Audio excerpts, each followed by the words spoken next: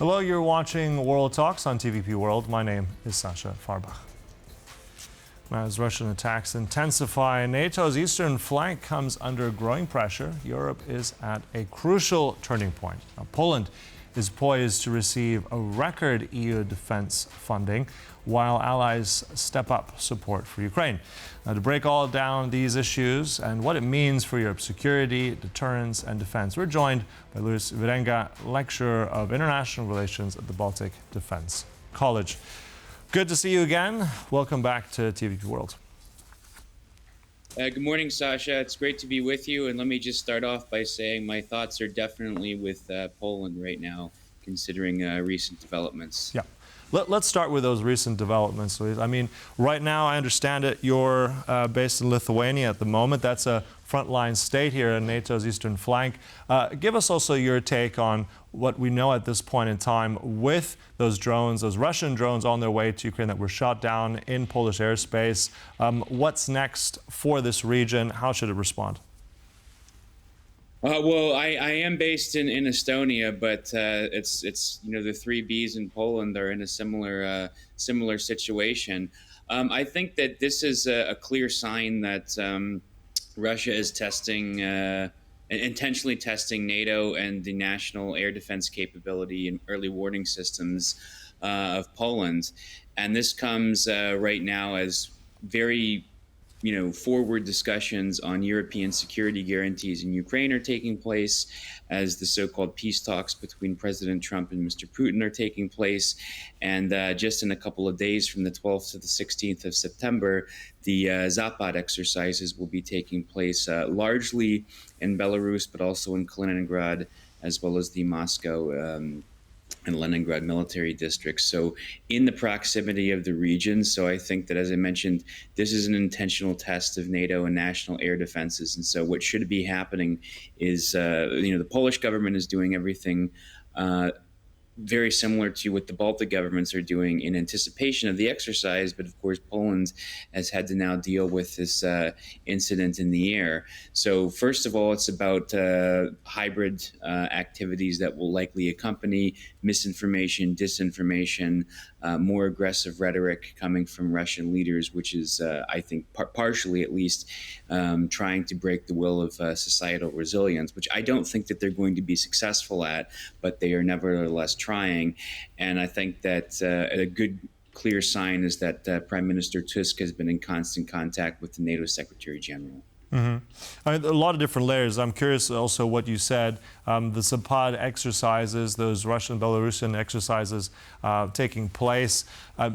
Poland and certain allies have said that they're going to be having these counter exercises, inclusive of about 40,000.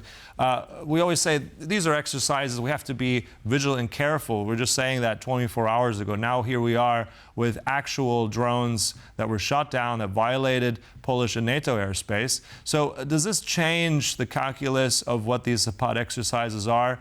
Is NATO now going to be reacting any differently as to all of this? I should hope so. This is something that I've been contemplating for quite some time, because there are many who would say that Russia is not ready militarily to test NATO resolve, but I think that Mr. Putin has made strategic miscalculations before. And I'm not saying that I think that anything is necessarily going to happen, but I do think that preparation and a state of complete readiness operationally and tactically is the name of the game. And there are encouraging signs right now that some senators in both, or some senators and congressmen in both parties in the United States have called out what happened recently, and even one Republican U.S. Representative Joe Wilson, who is a senior member of the Foreign Affairs Committee, on social media said that Russia was, quote unquote, attacking NATO ally Poland, and called it a, quote unquote, act of war. And Representative Wilson also urged the U.S. president to respond with sanctions that will bankrupt the Russian war machine. And I think a positive sign is that the EU's top sanctions official was in Washington this week on Monday to discuss what would be the first coordinated measure between the EU and the United States against Russia since the Trump administration 2.0 took form. And I also want to ask you, two things combined here. We also, those statements, as much as they are very strong, I mean, hopefully will motivate Donald Trump to do more, especially about this act of war. But at the same time, I mean, these drones seem to have been, in the information we have, they were on their way. They did violate Polish airspace, but they were on their way to Ukraine. At the same time, I just want to flip it for a second and ask, I mean, this is the first time also that Polish assets were used in this against Russian assets. Also, it was Polish territory. They shot them down. It's the first time. So that is significant. But I want to ask you, as an expert, I mean, is this not, as we shouldn't be panicking. The Prime Minister said we shouldn't be panicking. This is a test of what Poland can do, and it can react to threats. Will this now, in any way, deter Putin from doing something like this in future? I want to ask that. I mean, it does show that we are responding in strength. Is this a test, or is this now something where he knows, okay, I can't go any further? I mean, I think definitely it's a test. I would say a couple of things on that. First, there's the whole plausible deniability. I think that this was done on purpose. But Russia would say, oh, it was an accident. They were on their way to Ukraine. But even if it was, they have a proven track record of doing these types of things, GPS jamming with the EU commissioner's plane, for example. So we can't really trust them. We can't really believe them. And I think that it was done on purpose to see how the society, not just, politicians and the political leaders, but actually how society would react. And I think that remaining calm, despite how alarming this is the best thing to do, because if there's one country that is really ready to let Russia know that it's not messing around, that is Poland. It's the largest defense spender in NATO. It's got the Americans there, both in the FLF and in bilateral security agreements. And I think that this would be, the message that Vladimir Putin would be receiving is that we're not really ready to do that. That doesn't mean that the hybrid threats will stop. I just think that they would be more cautious about something kinetic, and that this is not to be seen as a sign of things to come necessarily. But I will double down on what I said previously, that for sure training and preparedness should prepare for the worst case scenario, even if the likelihood of that is not where it actually might be. Speaking also of taking things seriously and defense spending, I mean, we have the European Parliament in its session now in Strasbourg. One of the things that's come out also of Brussels and also different institutions is this whole SAFE, this $150 billion loan scheme that's supposed to address the shortfall of a lot of industrial military production, a lot of things earmarked there for looking at the program, drones, air defense. So how relevant is this going to be now? Are we going to be seeing more of this ramp up? I mean, how is this going to impact from today's events? Well, I mean, it couldn't have come at a better time, right?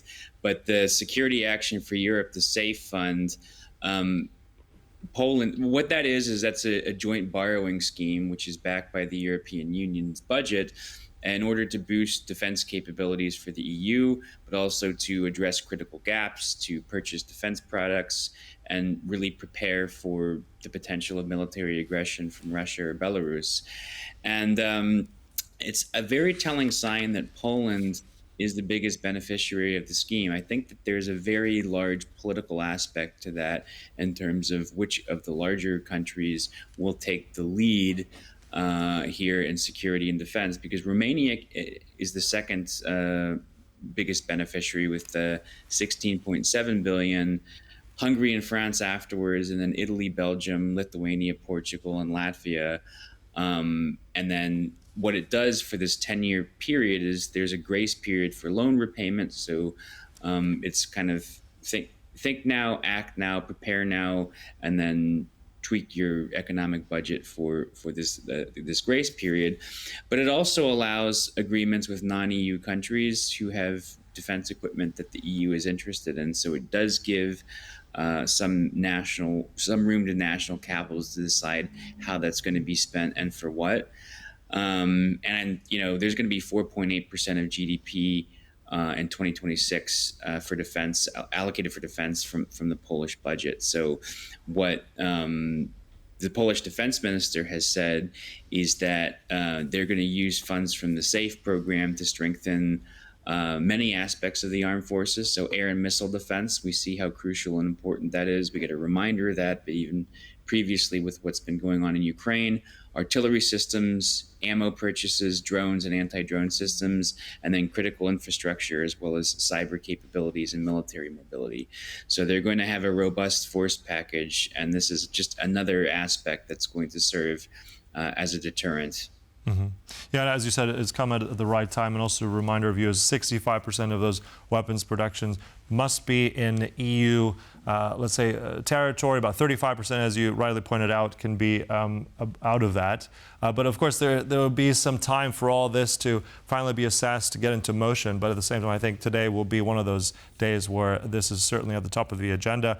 Also mirroring what the foreign minister of Lithuania said, that now because of all this, of these drones that were shot down, air defenses must be strengthened. So I'm sure this will be top topic, not just here in Warsaw, but also across many capitals in Europe. Look, we'll close it there. Thank you so much for all that, Loius Wierenga. Always a pleasure. Thanks for speaking to us today. Always a pleasure to be with you. Have a nice afternoon and morning. And thank you for watching. That concludes World Talks, but there's much more coming up right here on TVP World, so don't go away.